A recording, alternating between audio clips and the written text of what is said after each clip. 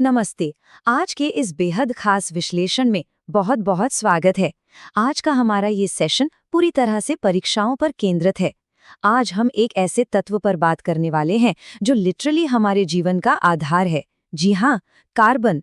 मेरा लक्ष्य बस इतना है कि इस चर्चा के बाद केमिस्ट्री के ये सारे कॉन्सेप्ट्स आपके लिए एकदम आसान हो जाएं। तो चलिए, बिना किसी देरी के सीधे शुरू करते हैं। आगे बढ़ने से पहले आइए जल्दी से आज के एजेंडे पर एक नज़र डाल लेते हैं। पहला, कार्बन, जीवन का आधार। दूसरा, कार्बन के अनोखे रूप। तीसरा, यौगिक और उनके प्रकार। चौथा, रासायनिक अभिक्रियाएं। पांचवां, साबुन और मार्जक। और छठा, परीक्षा रिवीजन और क्विज। ये स्ट्रक्चर आपके एग्जाम की तैयारी के लिए एक असली गेम चेंजर साबित होने वाला है। तो चलिए आते हैं हमारे पहले भाग पर। कार्बन, जीवन का आधार। कार्बन कोई साधारण तत्व नहीं है। इसका परमाणु क्रमांक यानी एटॉमिक नंबर 6 है और ये पौधों से लेकर हम इंसानों तक हर जगह मौजूद है।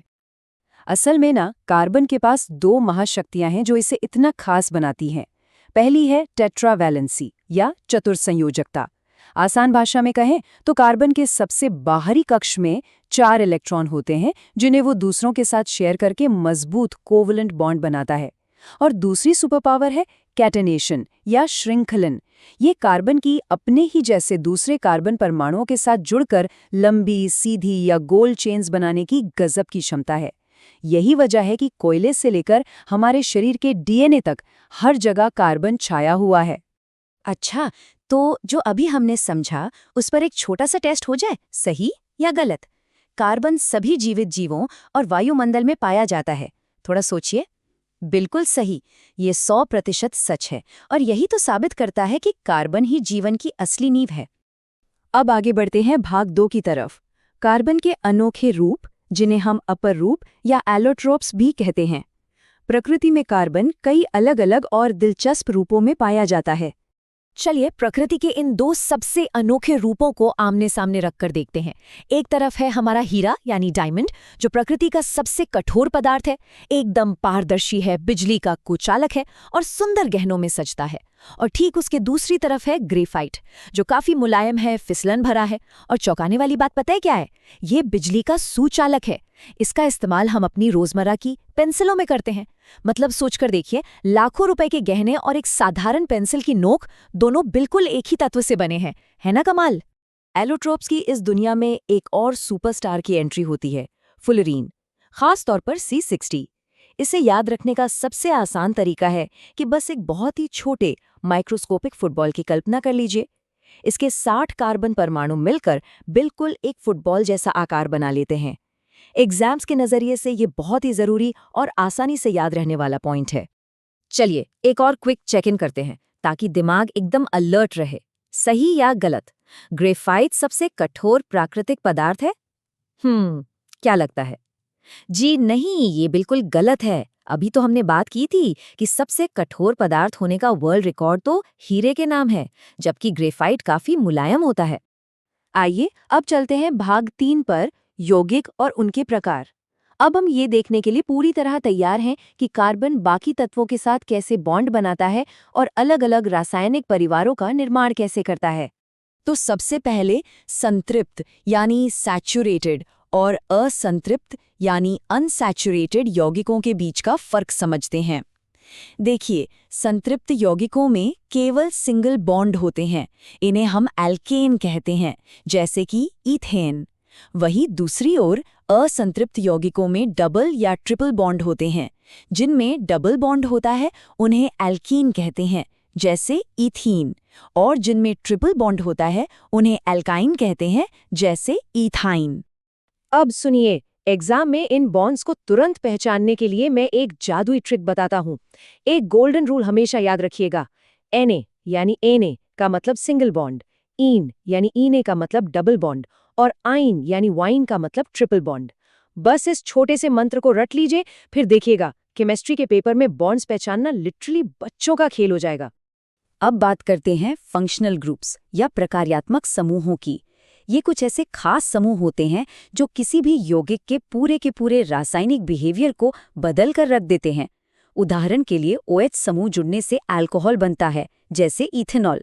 वही जो हमारे रोजमर्रा के सैनिटाइजर में इस्तेमाल होता है। इसी तरह COOH समूह कार्बोक्सिलिक एसिड बनाता है, जैसे एसिटिक एसिड, जिसे हम सब अपने घरों में सिरके या विनेगर के रूप में इस्तेमाल करते हैं।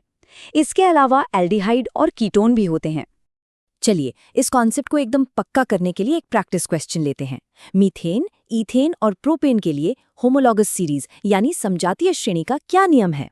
जवाब बहुत ही सीधा सा है। इस सीरीज में जब हम एक कदम ऊपर जाते हैं ना, तो रासायनिक गुण तो बिल्कुल सेम रहते हैं, लेकिन उनके फॉर्मूले में बस एक साधारण CH2 ग्रुप जुड़ जाता है। बस यही इस श्रेणी का सबसे बड़ा सीक्रेट है।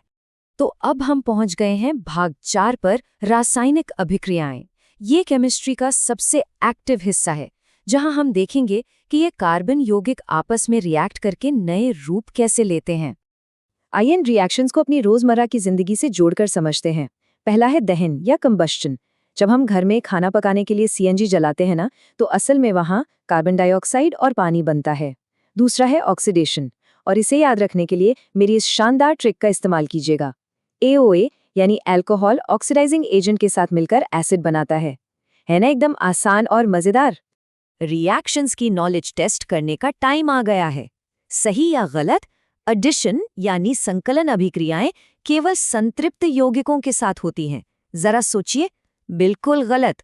एडिशन रिएक्शंस के लिए तो असंतृप्त यौगिकों की यानी डबल या ट्रिपल बॉन्ड्स की जरूरत होती है, ताकि उनमें हाइड्रोजन को जोड़ा जा सके। मीथेन जैसे संतृप्त यौगिक तो प्रतिस्थापन या सब्स्टिट्यूशन अभिक्रिया करते हैं। आइए अब चलते हैं भाग 5 पर, साबुन और मार्जक। ये टॉपिक सीधे हमारे घरों की साफ सफाई से जुड़ा है, और हाँ, एग्जाम्स के लिए भी सुपर इम्पोर्टेंट है। देखिए, साबुन जो होता है ना, वो वनस्पति तेलों या जानवरों की चर्बी से बनता है, लेकिन इसकी एक बड़ी दिक्कत है। ये कठोर जल यानी हार्ड वाटर में फेल हो जाता है और ठीक से झाग नहीं बना पाता। इसके ठीक उलट डिटर्जेंट्स सिंथेटिक सफाई एजेंट होते हैं।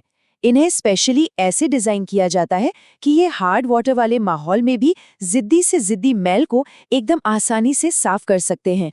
और बात सिर्फ साफ सफाई तक ही सीमित नहीं है।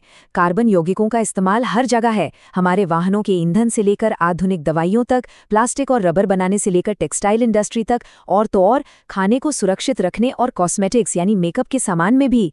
सच कहूं तो हर एक बड़ी इंडस्ट्री पूरी तरह से इन्हीं कार्बन यौगिकों पर टिकी हुई है। इसी से जुड़ा एक बहुत ही प्रैक्टिकल सवाल, मान लीजिए किसी घर में पानी की सप्लाई कठोर जल या हार्ड वाटर वाली है, तो वहाँ कौन सा सफाई एजेंट इस्तेमाल करना सबसे सही रहेगा? अभी हमने जो डिस्कस किया उसके हिसाब से इसका सीधा सा जवाब है डिटर्जेंट, क्योंकि साबुन तो वहाँ अपना काम ठीक से कर ही नहीं पाएगा। और अब हम आ गए हैं अपने आखिरी और सबसे जरूरी हिस्से पर, भाग 6, परीक्षा, रिविजन और क्विज। ये सेक्शन खास तौर पर इसीलिए डिजाइन किया गया है ताकि तेजी से रिवीजन हो सके और सारे कॉन्सेप्ट्स एकदम दिमाग में सेट हो जाएं। ये जो माइंड मैप कॉन्सेप्ट है ना, वो आज के पूरे सेशन का एकदम परफेक्ट निचोड़ है। ये बहुत ही बेहतरीन तरीके से दिखाता है कि आज जो कुछ भी कवर हुआ, चाहे वो एलोट्रोप्स की प्रॉपर्टीज हों, हाइड्रोकार्बन्स हों, संतृप्त और असंतृप्त कार्बन हो, या फिर सिंगल और डबल बॉन्ड्स, वो सब आपस में एक दूसरे से कैसे जुड़े हुए हैं। इस पूरे स्ट्रक्चर की अपने दिमाग में एक फोटो खींच लीजिए, ये बहुत काम आने वाली है। चलिए, एग्जाम में सबसे ज्यादा पूछे जाने वाले इन फैक्ट्स को तेजी से रिवाइज कर लेते हैं। ध्यान दीजिएगा, कार्बन की संयोजकता 4 होती है, हीरा सबसे कठोर पदार्थ है, ग्रेफाइट बिजली का सुचालक है, इथेनॉल एक तरह का अल्कोहल है, कैटेनेशन का मतलब कार्बन की खुद से जुड़ने की क्षमता है, और हाइड्रोकार्बन का मतलब है वो यौगिक जो सिर्फ और सिर्फ कार्बन और हाइड्रोजन से मिलकर बनते हैं। एग्जाम से ठीक पहले ये बुलेट पॉइंट्स आपके लिए बिल्कुल संजीवनी बूटी का काम करेंगे। और अब चलते चलते एक फाइनल क्विज जो आपको थोड़ा सोचने पर मजबूर कर देगा। सवाल ये है, इसके फंक्शनल ग्रुप के आधार पर वो क्या है जो हमारे घर में रखे सिरके को उसकी तीखी और अलग सी गंध देता है? इसका जवाब है एसीटिक एसिड, जिसका ग्रुप है -COOH। और इसी के साथ हमारा आज का ये विस्तृत विश्लेषण यहीं पूरा होता है। इन सभी कॉन्सेप्ट्स को याद रखिएगा और अपने एग्जाम्स में एकदम शानदार प्रदर्शन कीजिएगा। जानने और सीखने की अपनी इस उत्सुकता को हमेशा ऐसे ही जगाए रखिए। फिर मिलेंगे।